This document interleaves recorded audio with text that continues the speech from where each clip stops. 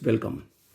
Friends, video की शुरुआत करते हैं कि 15 और 16 मार्च की जो बैंक प्राइवेटाइजेशन के अगेंस्ट स्ट्राइक होना है वो कन्फर्म है।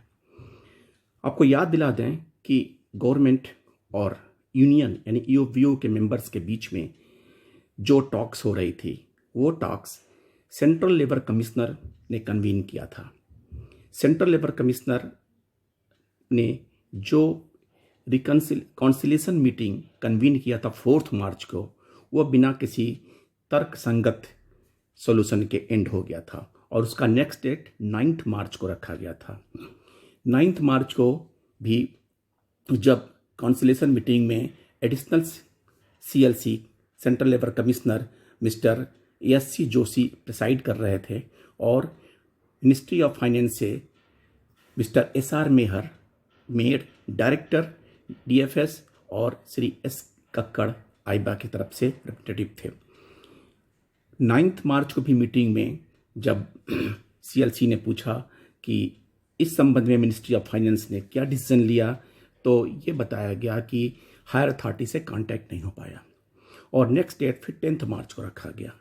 10 मार्च को additional chief labour commissioner conciliation officer और आस्क्री एसआर मेयर डायरेक्टर डीएफएस उनसे पूछा कि इस बारे में क्या फीडबैक हायर अथॉरिटी से मिला है, तो उन्होंने अपना केवल एक ही बात दोहराया कि it has not eight been decided to privatise the bank. Shri Venkatachalam responded by saying that the strike stands as no commitment from the government to not privatise the bank is coming forth. Other union representative also seconded the stand taken by the Sri Venkatchalam। यानी कि ministry के तरफ से ऐसा कोई commitment नहीं दिया गया कि प्राइवेटाइजेशन नहीं होना है, लेकिन उन्होंने ये ज़रूर कहा कि अभी ये डिसाइड नहीं है कि कौन से बैंक का प्राइवेटाइजेशन होना है और जब तक ये डिसाइड नहीं होता है तब तक यूनियन स्ट्राइक ना प्रोसीड करे। लेकिन ईओवीओ के मेंबर्स ने इसको माना नहीं और उन्होंने कहा जब तक कि गवर्नमेंट की तरफ से कोई कमिटमेंट नहीं आता है तब तक हम इस बात को कॉल ऑफ नहीं करेंगे कि हमारा स्ट्राइक ना हो। यानी इट हैज़ बीन डिसाइडेड कि government bank privatisation against bankers 15-16 मार्च को स्ट्राइक करेंगे और 15-16 मार्च को स्ट्राइक बैंकर्स करेंगे। 17 मार्च को जीआईसी की तरफ से स्ट्राइक कॉल की गई है और 18 मार्च को एलआईसी की तरफ से मांग की गई है कि स्ट्राइक होगी। तो फ्रेंड्स, ये डिसाइड है। इसके बाद एक बात और समझ में नहीं आती कि जब से बजट स्पीच के बाद से मीडिया रोज़ कोई ना कोई बैंकों का नाम ला रहा है।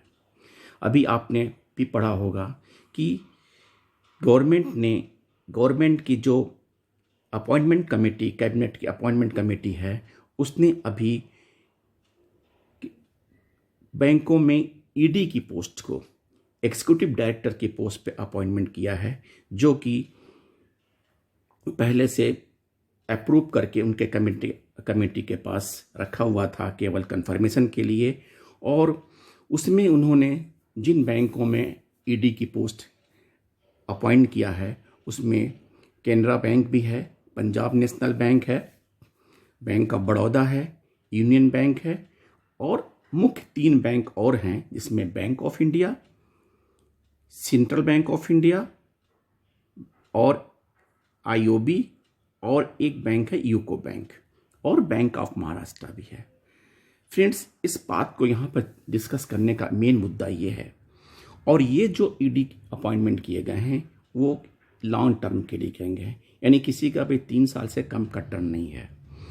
जैसा कि पहले मीडिया ने जो लिस्ट आउट की थी कि 4 बैंकों का प्राइवेटाइजेशन होना निश्चित है, उसमें bank of India, central bank of India, bank of Maharashtra और इंडियन ओवरसीज बैंक। आपने देखा कि सेंट्रल बैंक ऑफ इंडिया में 2 नए ईडी अपॉइंट किए गए जो उन्होंने 10 मार्च को भी ज्वाइन कर लिया।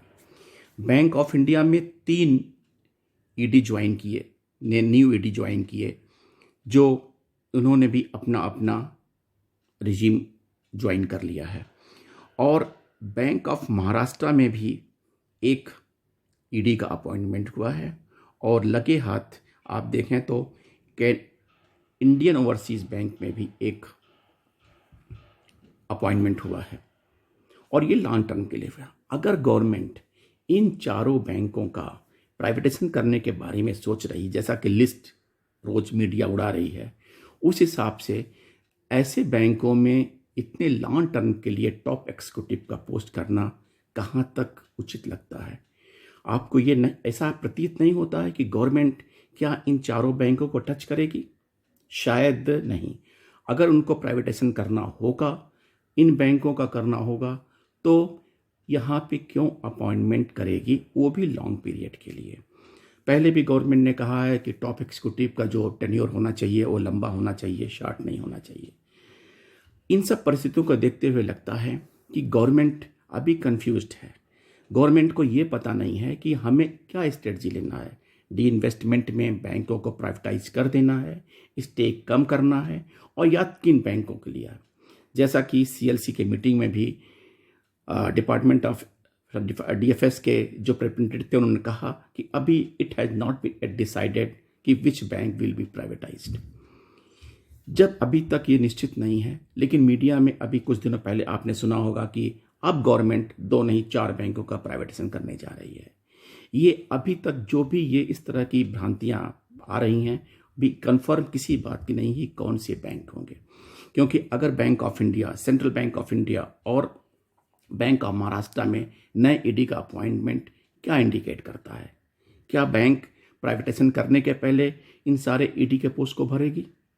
अगर प्राइवेटाइजेशन करना होता ही है तो बैंकों में ये नई नियुक्तियां पोस्टपोन किया जा सकता था, क्योंकि लेकिन ये 9 मार्च के लेटर में ये जाहिर हुआ है जिसके द्वारा अपॉइंटमेंट किया गया है, और इनका सारे का टेन्योर 3 साल से ऊपर के हैं।